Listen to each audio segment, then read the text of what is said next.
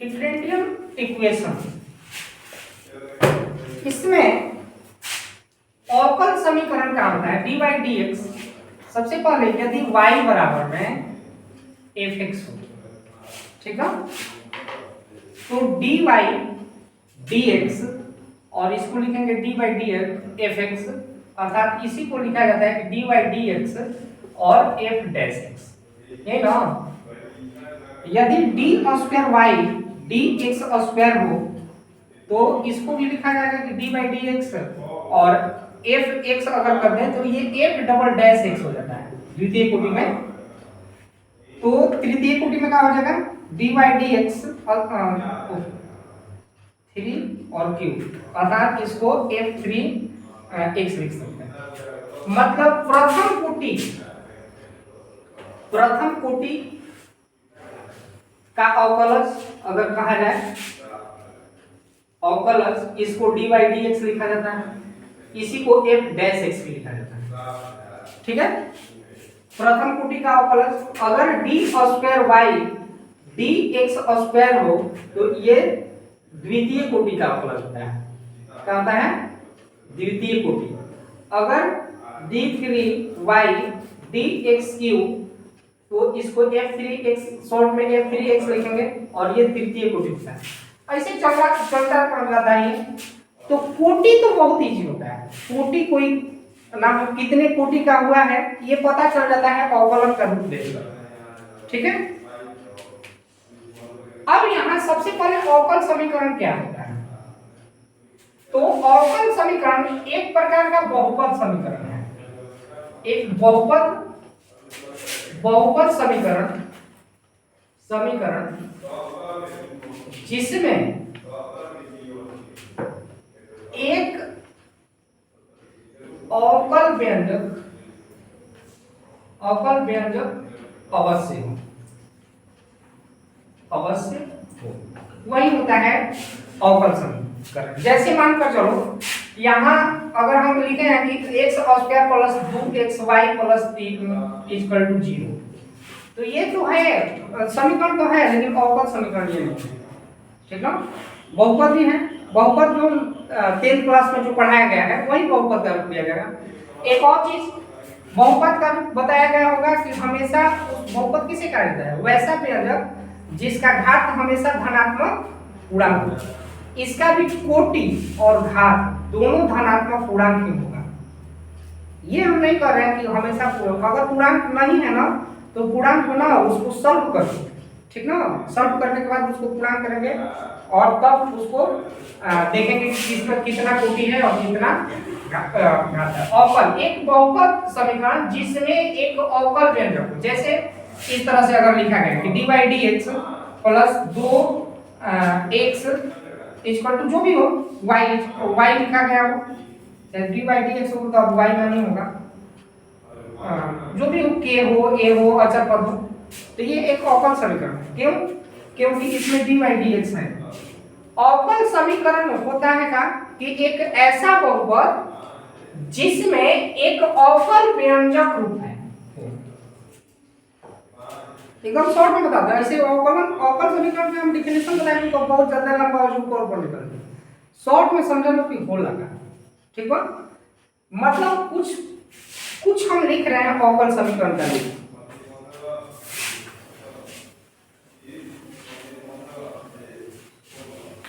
यहाँ देखिए पूर्व की किताब में दिया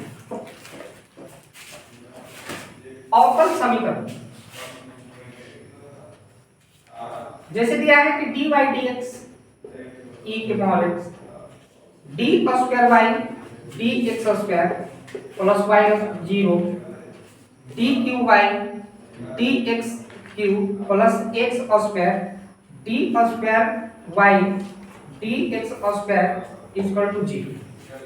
ये सभी में जो है ध्यान दो, यहाँ प्रथम इसमें dy dx है ना, एक अवकल व्यंजक है। अवकल व्यंजक मतलब dy dx होना चाहिए, चाहे वो द्वितीय कोटि का हो, चाहे प्रथम कोटि का हो, चाहे तृतीय कोटि का हो, चाहे चतुर्थ कोटि का हो, ठीक ना। अब इसमें जो है dy dx जो है ना, इसमें y जो है स्वतंत्र पद माना जाता है, आश्रित ऑफ डिपेंड में एक चर होता है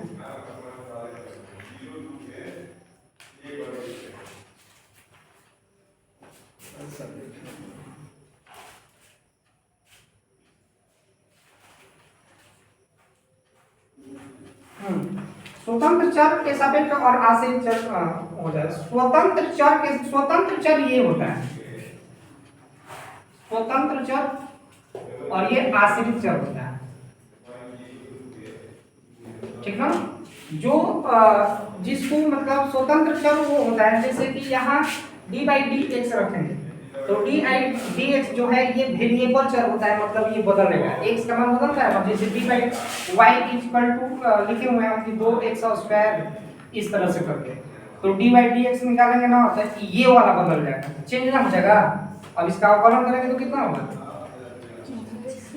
4x, यही ना, तो चेंज हुआ ना। तो वेरिएबल मतलब अंग्रेजी में वर्ड अगर देखा जाए तो वेरिएबल जो बदल जाए उसका, तो यहाँ मानना है। तो कुछ ये जो है ये तीनों समीकरण क्या है, एक अवकल समीकरण है, ठीक है।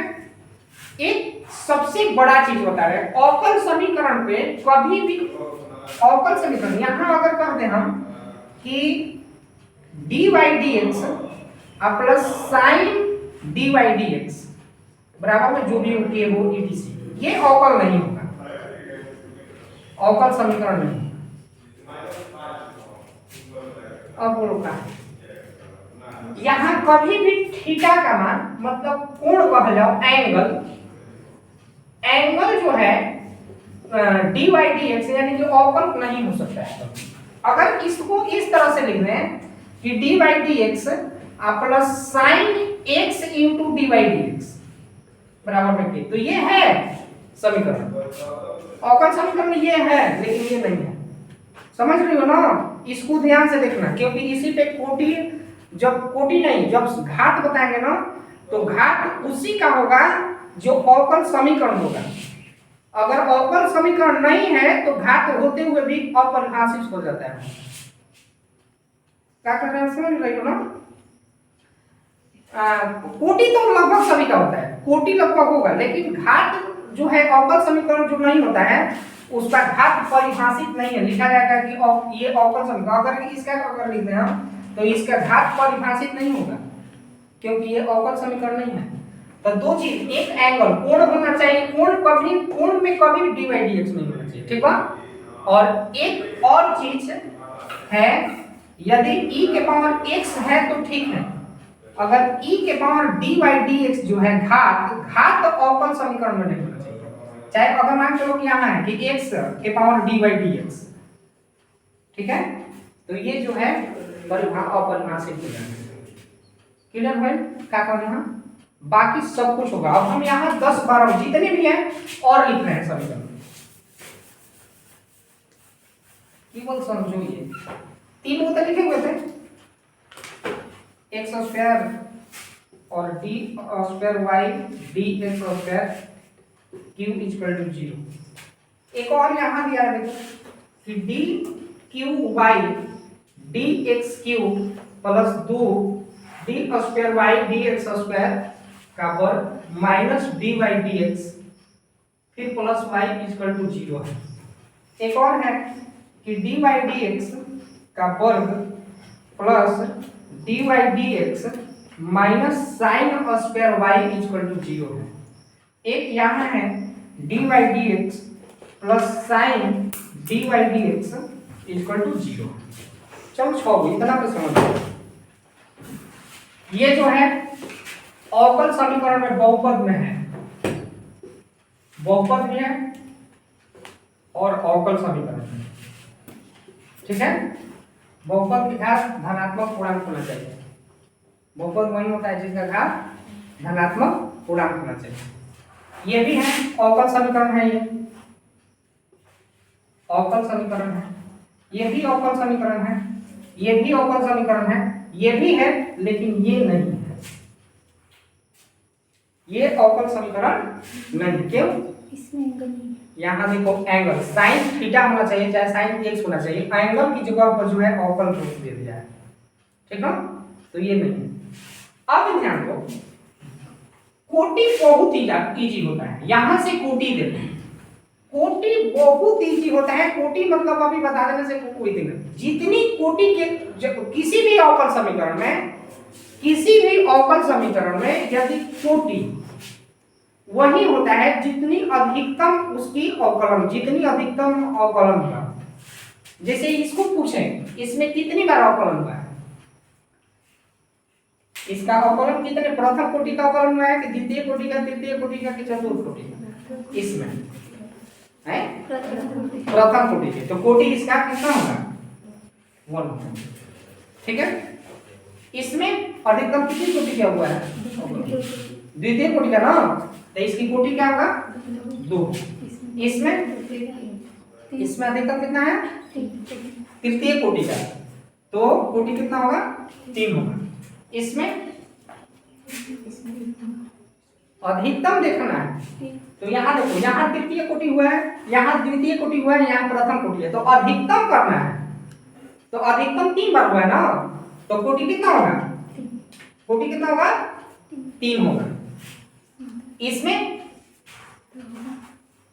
2 कहाँ है, ये d स्क्वायर y और dx स्क्वायर, ये द्वितीय कोटि हुआ। ये d by dx ये थोड़े 2 हुआ, ये नहीं 2 हुआ, ठीक ना। द्वितीय कोटि ये नहीं हुआ, द्वितीय कोटि ही हुआ। ये प्रथम कोटि ये है और प्रथम कोटि की घात है, तो ठीक ना। हम ये पूछ रहे हैं कि कितनी कोटि की अवकलन किया गया है, तो इसमें कितनी कोटि का अवकलन हाईएस्ट हुआ है, प्रथम कोटि, प्रथम ही कोटि है ना, खाली d by dx है, तो कोटि कितना हो जाएगा, इसमें कितना हो जाएगा कोटि 1 हो जाएगा। इसमें भी कोटि होगा, क्योंकि अवकल समीकरण नहीं है, फिर भी कोटि तो होगा, घात अपरिभाषित होगा। घात के लिए जस्ट हम इसके पहले बता रहे हैं, अब इसके बाद बताएंगे। तो इसमें कोटि कितना होगा, कोटि कितना होगा, कितनी कोटि का अवकलन है हाईएस्ट, प्रथम कोटि के, तो 1। एनी डाउट कहीं कोटि के लिए? सबसे बड़ी बात है स्टूडेंट घात के को, इसका घात में हर लड़का फंस जाता है। घात यहाँ पावर ना होता है, यहाँ डिग्री बोला जाता है। घात को डिग्री कहा होगा तुम लोग की किताब में, ठीक है, ठीक है। तो यहाँ घात के लिए ध्यान से देखना, घात क्या होता है कि जितनी कोटि की हाईएस्ट अवकलन होता है ना, उसकी घात क्या है उसी को देखा जाता है घात। जितनी कोटि की, जैसे इसमें जो है, इसमें हम बोल रहे थे कि कितनी कोटि का अवकलन हुआ है, प्रथम कोटि के। अब यह प्रथम कोटि का अवकलन है, तो इसी को देखेंगे कि इसका घात कितना है। तो इसका घात कुछ है, दिखाई दे रहा है नहीं, तो 1 छिपा हुआ है, तो घात कितना होगा, इसका घात होगा 1। ये जो है इसकी द्वितीय कोटि का अवकलन हुआ है, देख लो। प्रथम चैप्टर 9.1 है, 9.1 ये खत्म कर रहे हैं हम आज, बस 2 मिनट के अंदर खत्म हो जाएगा अगर ये सब समझ जाओ। उसमें यही केवल लिखना है कि घात क्या है और कितनी कोटि का किया गया है। तो 9.1 एक तरह से खत्म हो गया, समझो अभी जस्ट 2 मिनट के अंदर खत्म हो जाएगा। कितनी कोटि का अवकलन हुआ ये, 2 कोटि का ना। तो इसकी घात कितना है, इसकी पावर कितना है, तो घात कितना होगा इसका 1। यहाँ ध्यान दो, कोटि है 2 लेकिन घात कितना है 1। इसका जो है, इसमें सबसे हाईएस्ट कोटि कितना है, कितनी कोटि का हुआ है, 3 कोटि का। तो 3 कोटि के, यहाँ घात यहाँ 3 है, लेकिन 3 इसको हमें नहीं लेना है। अब इसकी पावर देखना है कि कितना है, इसकी घात कितना है, कितना है 1। तो घात मेरा इसमें क्या होगा 1 होगा। हो गया क्लियर। बहुपद की अक्सर बहुपद उसमें लिया जाता था, 10th वाला में इसमें क्या अंतर है, उसमें लिया जाता था कि जो हाईएस्ट अधिकतम घात होता है वही घात लिया जाता है। लेकिन इसमें जो अधिकतम, इसका डिफिनेशन, घात की डिफिनेशन होगा ये कि जो अधिकतम कोटि की अवकलन है उसकी पावर देखना है कि कितना है, ठीक है। अगर मान लो कि मेरे पास ये तृतीय कोटि का अवकलन है ना, यहाँ 3 है, घात तो हाईएस्ट 3 होना चाहिए था, लेकिन इसको नहीं लेंगे। अब इसको नहीं लेंगे क्योंकि हमें तृतीय कोटि के लेना है, तो इसको इसका देखना है, इसका देखना है कि कितना इसकी घात है। यदि सपोज दैट मान लो कि यहाँ 3 होता, यहाँ 2 होता, यहाँ यदि 2 होता तो मेरा घात कितना होगा? 2 ही होगा। क्लियर होगा? इसमें घात कितना होगा? इसकी घात पूछना है तो 1 है, यानी घात कितना हो जाएगा? 1 होगा। इसमें घात कितना होगा? 2 होगा। और इसमें देखो, ये अब सबसे बड़ी बात यहाँ, इसमें घात तो 1 हो जाना चाहिए, लेकिन घात चूंकि उसी समीकरण का होगा जो बहुपद में अवकल समीकरण होगा, और जो अवकल समीकरण नहीं होता है उसकी घात जो है परिभाषित नहीं होता है। क्या बता रहे हैं? ये देखना है, घात उसी समीकरण का निकालेंगे जिसमें जो अवकल समीकरण होगा। जो अवकल समीकरण नहीं है उसका घात नहीं निकालेंगे, वो घात अपरिभाषित हो जाता है। इसकी घात क्या है? अपरिभाषित है। अपरिभाषित है क्यों? कोई कारण पूछे कि क्यों, तो क्योंकि ये अवकल समीकरण नहीं हुआ। क्लियर? डिफिनेशन की बातें छोड़ो, डिफिनेशन की जरूरत ना है यहाँ। डिफिनेशन भी अपने वर्ड में डिफिनेशन दिया है किताब में, लंबा लंबा डिफिनेशन दिया है, उकरा के उससे मतलब ना। ये केवल समझ में आया कि ना ये बता। ठीक है? आ गया?